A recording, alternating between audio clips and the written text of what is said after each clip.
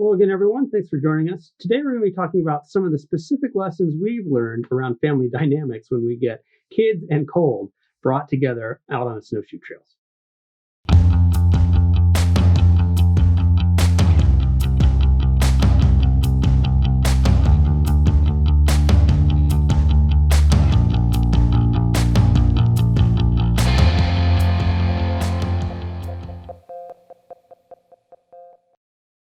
Well, again, everyone, thanks for tuning in.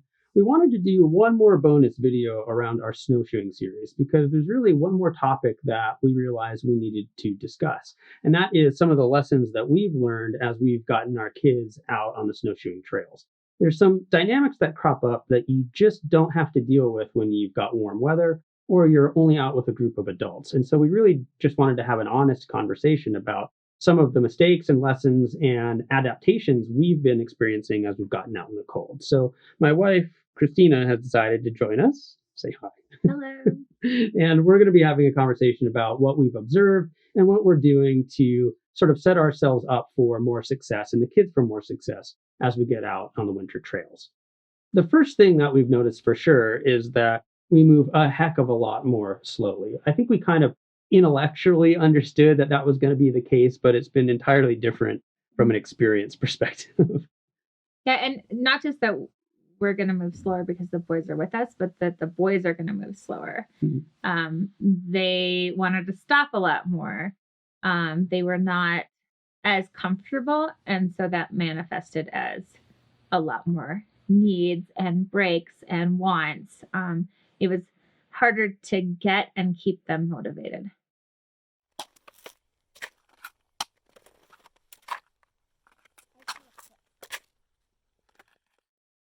The other thing that we've noticed is even if the rate of movement is slower, the breaks are also asynchronous. They are not brought together into a coherent unit. And so, Christy and I used to mountaineer a lot.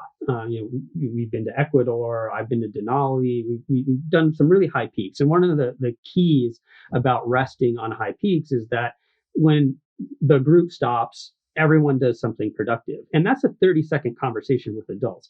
But with 6-year-olds, it doesn't work out that way. Yeah, it's more like a constant reminder, and you almost have to be prescriptive with them in dictating what you're going to be doing at a particular point in time. So if it is that we are going to stop and get a drink, then you have to manage everyone getting their water bottles out. You have to open it up for them and make sure that they can open it up, because it can be a little hard for their little hands. Not to mention if they're wearing gloves, it can be even more difficult.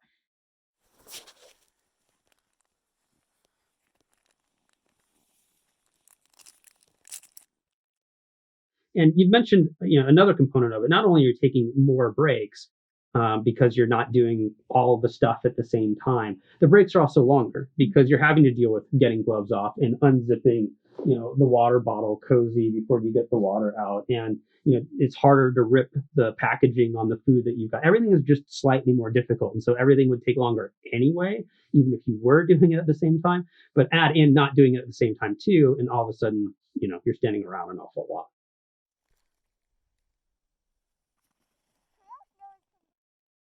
Another thing that we've noticed is that sort of the laws of thermodynamics are not surprisingly well understood amongst the 6-year-old crowd. And so when they take a break, they tend to want to lie down or sit down as opposed to take a break standing, which is something that you learn to do pretty quickly as an adult. Like, okay, I'm not going to lean on cold things. Well, when you're a kid, all you know is that you just want to take the weight off of your legs. And so plop, down you go in the snow. And for whatever reason, because it's snow, I guess, and it's a good excuse to roll around and to stuff snow down your brother's shirt or right. Pants or shoes. And so definitely one of the things that we had to manage was the boys' interactions with each other, particularly as they wanted to sit down, they wanted to be in the cold. And then once they started getting cold or a little bit antsy, then they also started messing with each other. And as hard as it is to teach them, how to keep their bodies warmer, in some ways, that's infinitely easier than teaching them to keep their gear that's going to keep them warmer. They obviously have a direct connection to their body. If they get cold, they know it.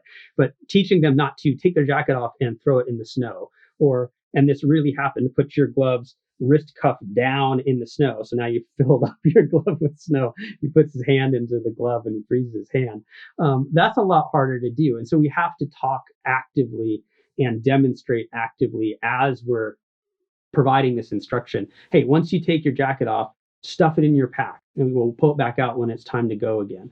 Or, if you're trying to get to your second layer of gloves, well, don't take your first layer of glove off and throw it in the snow. Stuff it inside the inner pocket of your jacket and keep it warm. Everything that you keep on your body is going to stay warmer.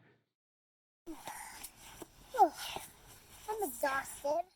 So, with some of those issues that we've discussed, as I mentioned earlier, there's sort of like a gear-based approach to solving some of these problems, which can and should be done, right? There are certain items of equipment that are really useful when you're out snowshoeing, and we talked about a lot of those in a couple of previous videos.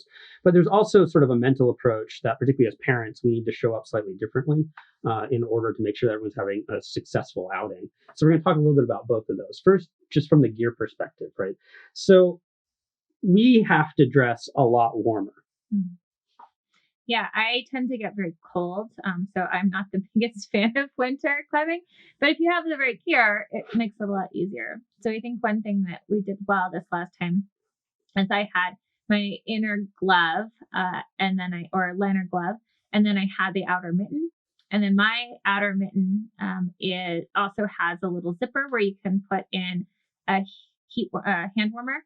And so hand warmers. I had 2 pairs of gloves, and then I had the hand warmers in the zipper pocket of my mittens. So that was really useful. One thing that I did poorly was that I had my big puffy down jacket in my backpack, and I never took it out and put it on. This is a very heavyweight down jacket. It's usually used for high mountaineering. So I didn't really feel like I needed it, but then by the time we started moving and I realized I probably should have worn it, I didn't really want to take the time to put it on. You can kind of liken it to a pink Michelin Man. So, yeah, for those of you old enough, you remember Ralphie's little brother in A Christmas Story? It's kind of like that. But because I do tend to run very cold, it's helpful for me to be pretty heavily layered when we're out with the boys, because I just can't keep my temperature up enough based on the heart rate, that my heart rate from stopping every 5 to 10 minutes and going at, 6-year-old leg pace. And that's, an unlearning. So back a little bit to that mental approach. That's an unlearning of an approach that we've had to get good at for different circumstances. So when you're doing high altitude climbing, you go slowly and you just don't stop, because the temperatures are so extreme that when you stop, safety becomes a real issue. So you don't. You keep your water in inner pockets. You keep your food on you. These are all things that we'll talk a little bit more about. And you just keep moving so that you don't get cold. And that's how you keep your heat up. When we're out with the little guys, just keeping going isn't an option. So we have to overdress. If we would say, well, normally, I could go climb a 14er in the winter and it might be on top, minus 15 degrees and even have a wind chill on top of that, but I would only wear X. We have to wear X plus Y just on a lower altitude snowshoe because we spend so much more time standing around. So that's something that we can do that doesn't therefore translate into pressure on the kids to keep moving and ruining sort of their experience that they're having.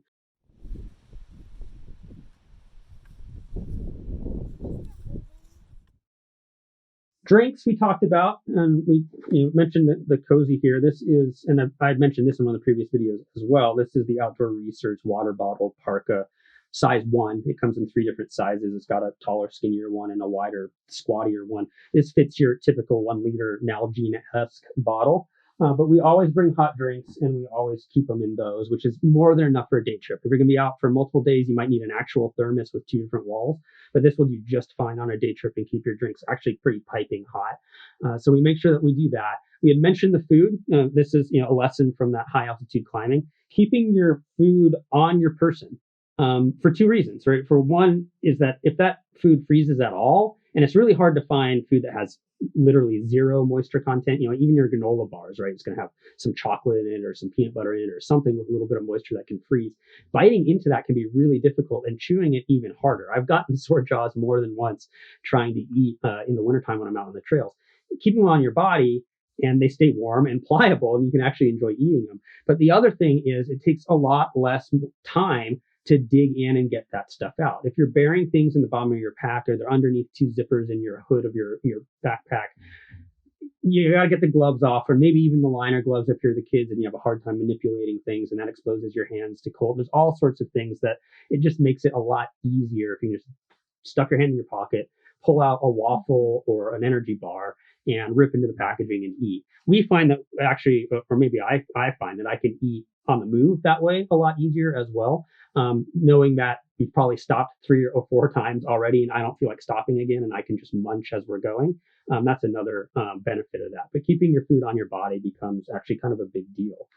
Another useful thing in winter hiking, snowshoeing, skiing is to put soup in your thermos. We haven't really done anything long enough, I would say, to justify doing it so far this season. But as the boys start to go longer, as we go out for more than an hour or 2, it's nice to have warm food as well as warm drink. Do you like the tea better or worse than hot chocolate when we're out on the trail? Better as long as enough apple spice packet. Next time you want more apple spice packet?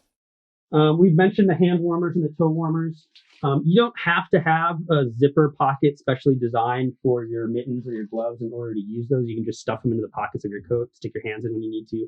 Or if you are going with a 2-glove system, particularly if your outer is a mitten, you can put the hand warmer on the back of your fingers, between the fingers and the mitten, and they'll sit there pretty nicely. And the toe warmers actually come with sort of a glue, a very easy to tear off glue on the bottom of them. So you can stick them on the toes of your socks and they'll just sort of sit there. So that way you don't get blisters by having them rub back and forth. But having hand and toe warmers is something that we always bring with us. We don't always have to use them, but we make sure that we've got them. As we finish up, talking about gear, we had mentioned sort of the boys sitting a lot, or taking off a boot and to get a pebble out and sticking their foot in the snow. So we bring sit pads and we bring extra socks. We already have a 2-glove system, so if a glove gets wet, they still got a glove. But bringing extra socks for when they accidentally stick their foot in the snow, which has happened, and then having this sit pad so that these boys who aren't used to resting while standing, they can sit down. They can put their back down, and it's not necessarily going to get freezing. This is by Thermarest. It's a miniature of their Z-Lite bedroll that you can use as a closed-cell foam mattress.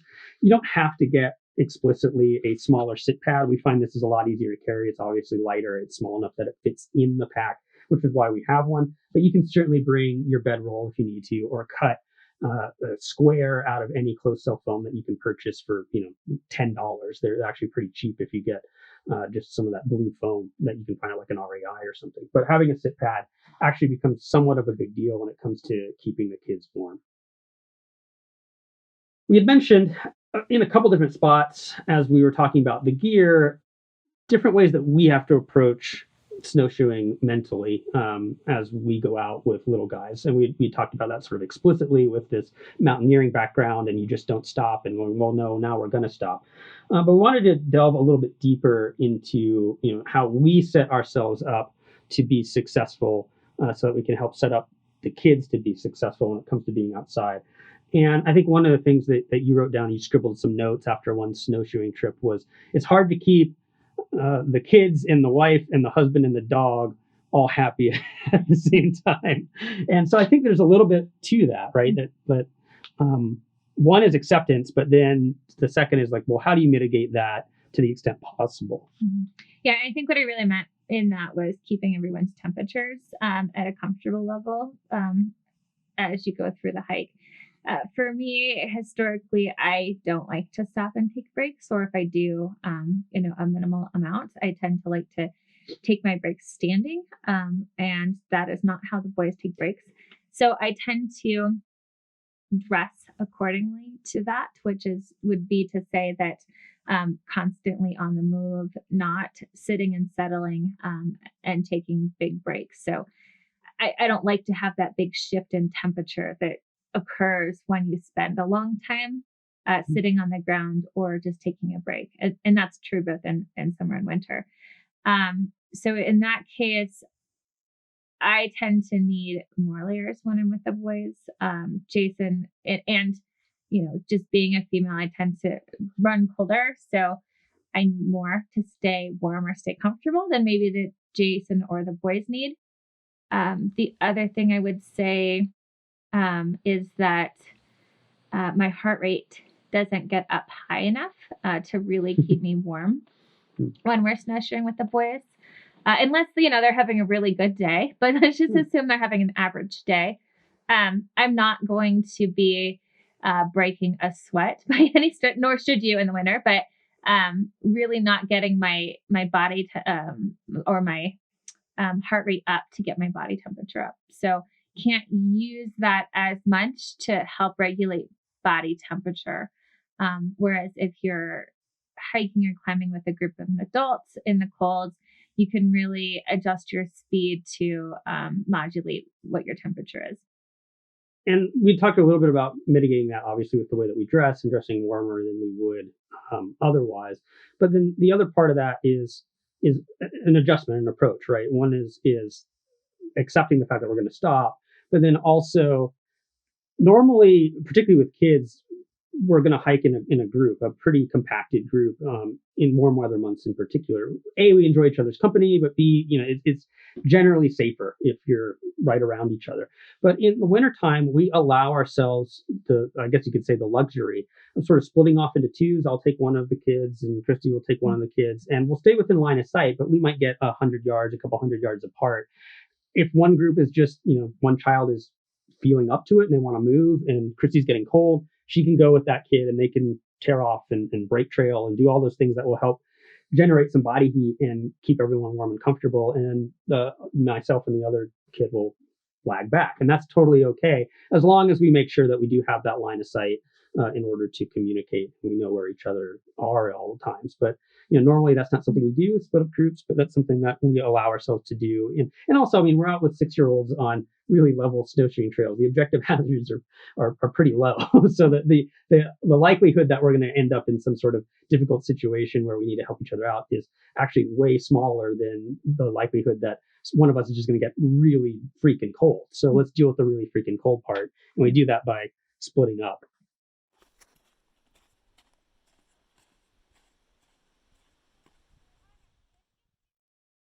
So along those lines, other things that we do to adjust the way we approach a winter snowshoe with the kids.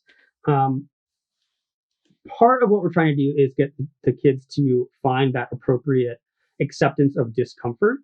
You're not always comfortable when you're out in the cold. There are times where you're helping one of your kids get their water bottle out and you're getting a little bit cold. Well, just like with the kids, they might feel like they need to go to the bathroom right now. But do they really need to go to the bathroom right now? Or can they wait for 5 minutes and then we can all do something together? So one of the things that Chrissy does a lot of is push them just a little bit outside of that statement. Oh, I need to go to the bathroom. Okay, well, we'll do it once we get to that rock. And so just move the target a little bit, right? Yeah. And I tend to remove the target a little bit too, because if we're stopping every 5 minutes, that's not going to be tenable for my ability to stay comfortable or to be warm enough to be out there.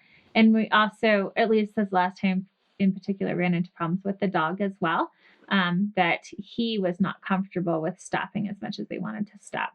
So, and really this is something, frankly, that I do, whether or not we're hiking in the spring, summer, fall, or winter, is that I tend to identify visual cues and then either say, well, we're going to hike up to that tree or that rock, or I'm going to get to that tree or rock first. I'm going to beat you because I'm faster than you. So then it's a competition with mom to see who's going to get there first. Or play I Spy, or just a variety of ways to get them out of whatever it is mentally that they're thinking about. I can't do it. I'm tired. My legs hurt. And get them to refocus on, something outside of themselves, something that's visual, or, some competitive aspect or other component that is going to be fun or silly, or just get them refocused elsewhere. It's a micro goal. And the kids have no conception yet of what their abilities really are.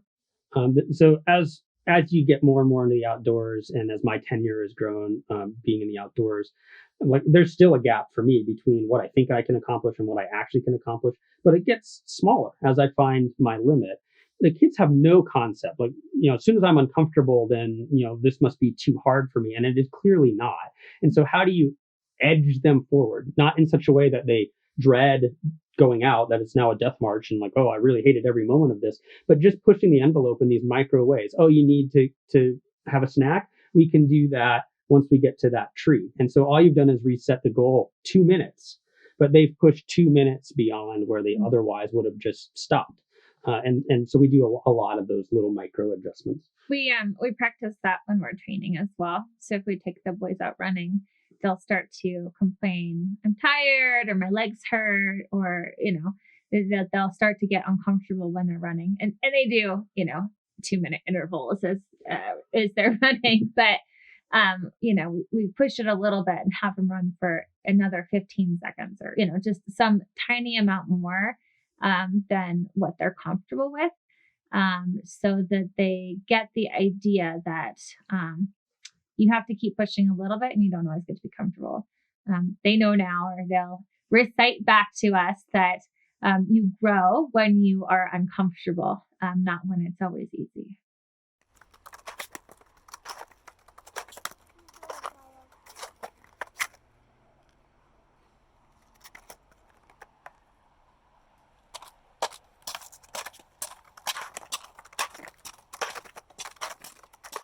It is important to celebrate that success and celebrate it with the kids. That's what makes the day successful. If we said we were going to go out for an hour and a half and then come back, and we go out for an hour and a half and we come back and nothing went wrong, and then all we do is we get in the car and we say, okay, what's next? That doesn't feel like a successful day to them. But when we talk about, hey, you did this thing that I was really proud of, or there's this one circumstance where we were out snowshoeing and Christy was off with Cade up front, like we were talking about. Cade was having a good day and he wanted to go. And Connor was having a bad day and his legs were really tired because we had done a lot of hiking actually the day before and we had doubled up on days back to back. And so he was barely moving. And so he would stop. And this time I didn't say we need to keep going. I just stood behind him. I was just with him.